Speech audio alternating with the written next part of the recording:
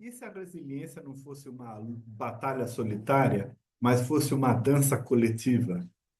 Dança essa que é aprendida por meio da cultura. Até aqui vínhamos falando da resiliência como um imenso esforço solitário de busca de aprimoramento. Mas existe essa instância de mediação que é chamada de cultura. A cultura ela tanto pode educar para a resiliência, como pode deseducar para a resiliência que temos. Por isso é tão importante. E quando falo aqui de cultura, estou falando tanto da cultura de uma nação, como a cultura de uma organização, a cultura de uma profissão ou de qualquer grupo menor da sociedade. A Unesco define cultura como o conjunto dos traços distintivos, espirituais e materiais, intelectuais e afetivos que caracterizam uma sociedade ou grupo social. O Gert Hofstede, um engenheiro que trabalhou na IBM, fez uma imensa pesquisa sobre cultura nacional.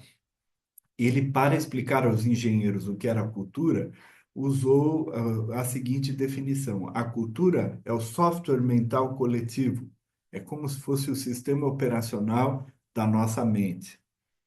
A cultura não é apenas um complemento para a resiliência, ela é o palco e o roteiro onde vai se desenvolver o drama da superação das graves adversidades. Mais do que isso, a cultura é a lente pela qual a gente vai perceber e interpretar o mundo e a realidade, dando sentido às nossas próprias experiências. Então, de que maneira a cultura pode nos permitir aprimorar a resiliência, mesmo sem que a gente tenha que fazer qualquer esforço? Vou falar aqui 5 fatores. O primeiro fator é a valorização da coletividade e do apoio mútuo. Por exemplo, na África existe o conceito do Ubuntu, que quer dizer eu sou porque nós somos. Ou seja, eu sou porque pertenço a esse grupo e compartilho com ele muita coisa. Isso revela, então, uma cultura coletivista e que é também uma cultura de apoio social. Ou seja, a pessoa percebe nesses lugares que ela está inserida numa rede de apoio e pode contar com esta rede de apoio no enfrentamento das suas próprias adversidades. Segundo, as narrativas de superação e rituais. Um exemplo aqui é o jeitinho ou o jogo de cintura brasileiro e também a capacidade de rir da própria desgraça. Você verá depois como é importante ter esta esperança, né? E, na verdade, esse modelo de esperança e de enfrentamento de adversidade é poderoso, nos apoiando na nossa resiliência.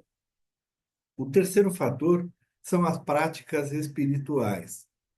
Geralmente, todas as religiões acolhem o indivíduo dentro de uma comunidade, mas algumas têm um papel muito específico e que será bastante relevante, como você verá nos próximos vídeos. Por exemplo, as culturas budistas que incorporam a meditação ajudam a promover essa regulação de emoções.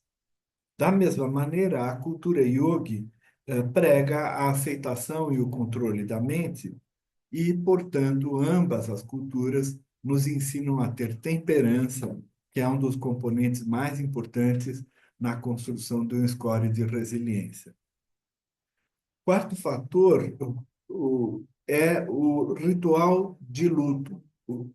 Por exemplo, no México existe o Dia dos Mortos, onde se faz uma celebração jocosa da morte, exatamente para descarregar todo esse conteúdo simbólico, negativo que pesa sobre ela. E, portanto, ajuda a gente a lidar melhor com a morte, com a dor, o sofrimento e com o luto. Normaliza, portanto, a dor coletiva, permitindo às pessoas chorar, expressar sentimentos e vivenciar o luto. Quinto fator são as narrativas sobre perseverança. Por exemplo, algumas culturas têm um mito de fundação, têm heróis e têm contos populares, todos eles indicando esse caminho do esforço, do sacrifício e da perseverança. Em particular, quando a gente fala e quando se popularizou a noção de paciência chinesa, dá essa ideia de perseverança e cria, portanto, um modelo simbólico de enfrentamento das adversidades. Por fim, o sexto fator são as práticas de acolhimento. Em particular, no caso dos árabes, em que a hospitalidade é uma questão central da cultura, imagina que ela, então, institucionaliza o suporte instrumental e emocional que as pessoas precisam ter para não se sentir solitárias e desamparadas nos momentos em que enfrentam graves adversidades. Agora, vamos ver como a cultura desensina e, portanto, enfraquece a resiliência do indivíduo. Primeiro, há culturas que estigmatizam o fracasso e a vulnerabilidade. Por exemplo, a cultura estadunidense do loser, do perdedor e do superhero, onde o fracasso é considerado uma falha de caráter, a vulnerabilidade é considerada uma fraqueza e pedir ajuda é mal visto na sociedade. Todos esses traços da cultura inibem a busca de ajuda, levando o indivíduo ao isolamento, ao desamparo. Segundo fator que desensina é o individualismo exacerbado.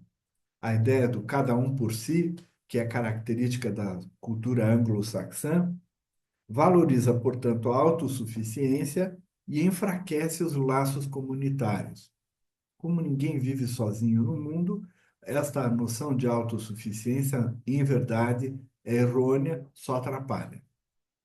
Terceiro, normas rígidas de gênero. Por exemplo, culturas em que o homem não chora, a mulher tem que ser abnegada, estão reprimindo a expressão de emoções. E também há culturas que marginalizam os outros gêneros, inclusive punindo-os. Também tem esse mesmo condão de enfraquecer a resiliência desses indivíduos.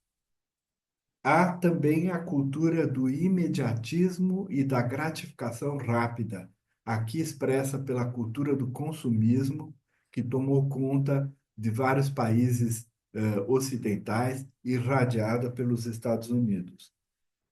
Elas não ensinam um esforço prolongado, elas reduzem a tolerância a frustrações, a perseverança e a temperança. E, por fim, a cultura da competição. Num ambiente, por exemplo, organizacional, que cultua a meritocracia, do modo como a gente tem percebido que ela funciona, gera, na verdade, uma autocrítica excessiva de todo mundo, inibe a cooperação, porque estimula a competição, e ainda promove o medo de arriscar. Todos esses fatores que eu estou mencionando depois farão mais sentido quando eu mostrar os 9 fatores que compõem a resiliência. Nós, portanto, precisamos entender que a cultura ela pode funcionar como uma âncora que impede a gente de se transformar ou como uma vela que nos impulsiona para longe. A cultura não é a resiliência não é uma sentença final. E isso se a gente considerar que a mudança cultural é possível, como eu considero. Por favor, comente, questione, traga suas próprias ideias para enriquecer o nosso diálogo sobre resiliência.